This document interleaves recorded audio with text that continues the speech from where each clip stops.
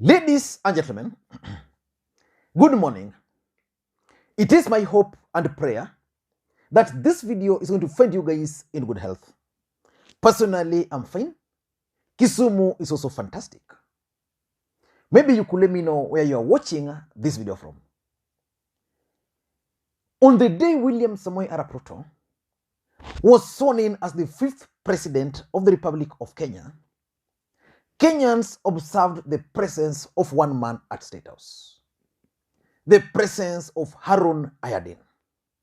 And the presence of Harun Ayadin made the Kenyans to question one thing: the issue of Miguna Miguna. Because Harun Ayadin had been deported from the country by the government, just as Miguna Miguna was deported from the country by the government. And for those who remember, William Ruto was scheduled to travel to, Tanzania, with Harun Ayadin, Ndindi Nyoro, and Oscar Sudi. Along the way, something happened. Their plane was stopped from taking off, and Harun Ayadin was deported. And his presence at State House on that particular day raised the question of Miguna Miguna, because majority of Kenyans saw how Miguna Miguna was optimistic that William Ruto was going to remove the red alerts immediately he was sworn in. But that did not happen. So yesterday, Miguna Miguna notified Kenyans that he already received his passport. This is what he posted. Let me just read it for you. 1,697 days after Uhuru Kenyatta, Raila Odinga, Fred Matiang'i, Karanja Kibicho, and Kihalangwa conspired to illegally seize and destroy my Kenyan passport, President William Ruto has had a new one delivered to me, waiting for the lifting of red alert. You know, when Miguna Miguna was deported outside the country, he used to include despot Uhuru Kenyatta, William Ruto, and the rest. Later on, after the handshake, he started including the name of Raila Odinga. But along the way, he started leaving out William Ruto. So Miguna Miguna became one of William Ruto's mouthpieces online. So when William Ruto was declared the president-elect, Miguna Miguna told the Kenyans that he wanted to witness the swearing-in ceremony. And that's why Kenyans were eagerly awaiting for Miguna Miguna to come to the country. But he was never allowed to come back. So I want us to look at why William Ruto finally decided to issue Miguna Miguna with a passport. Because it's all politics. Because remember, and I want to be on record, if there are two things which I will always blame Raila Odinga for during the handshake era, is the issue of Miguna Miguna.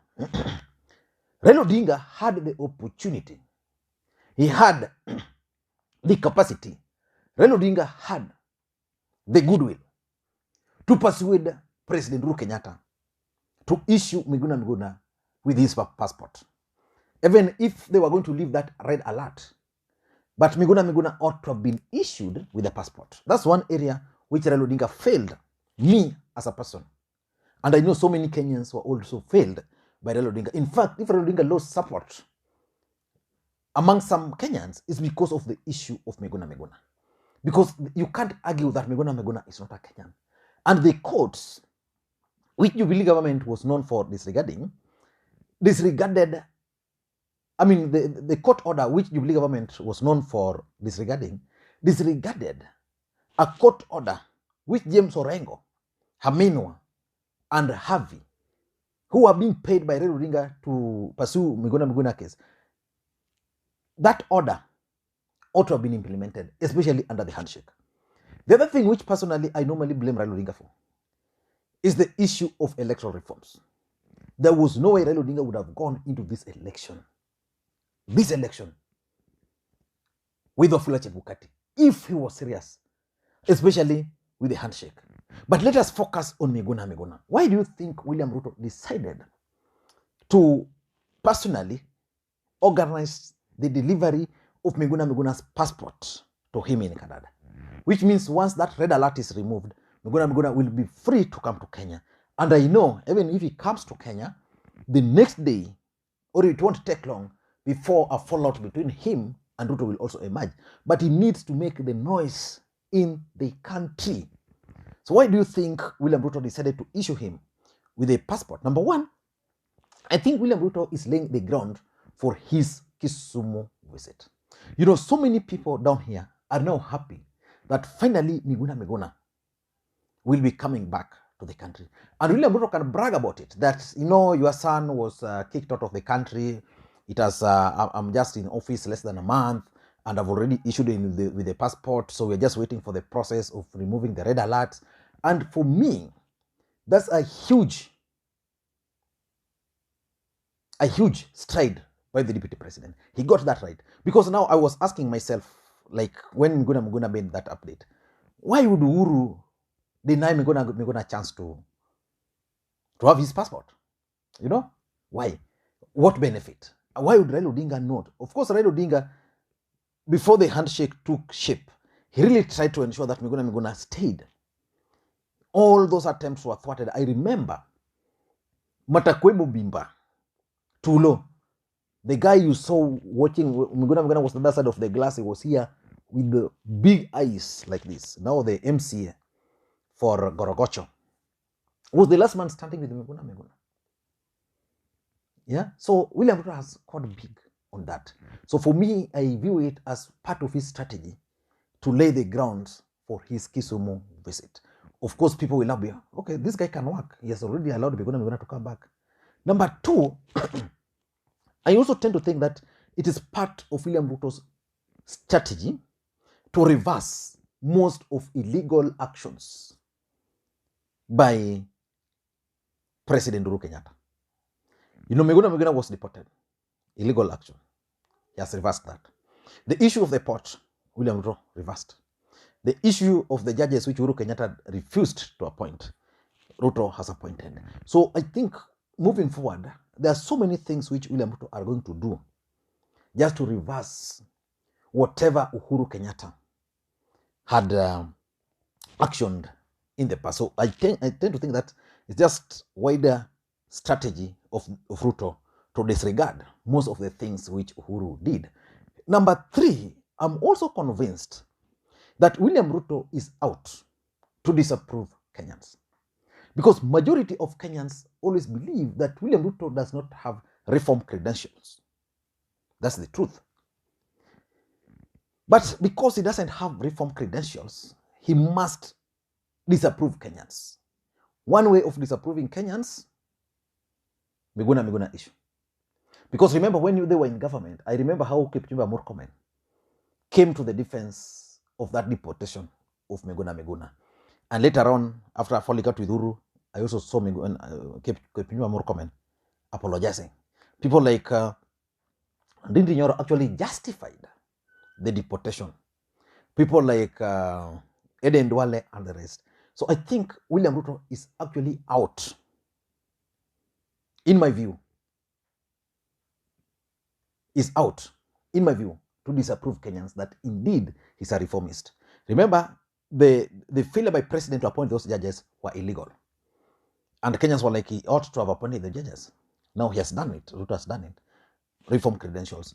So basically, moving forward, Kenyans will be expecting, I'll be keenly following the kind of people William Ruto is going to appoint to the cabinet, because those appointments are going to determine whether he's going to be a different Ruto from what people have known before, or is still going to be just the same Ruto. So that reform credentials. Number four, in my view, I think it could be a reaction to reaction by Kenyans following the invitation of Aaron Ayadin into the country. Because Aaron Ayadin attended the swearing-in ceremony of William Ruto. He was deported, then allowed.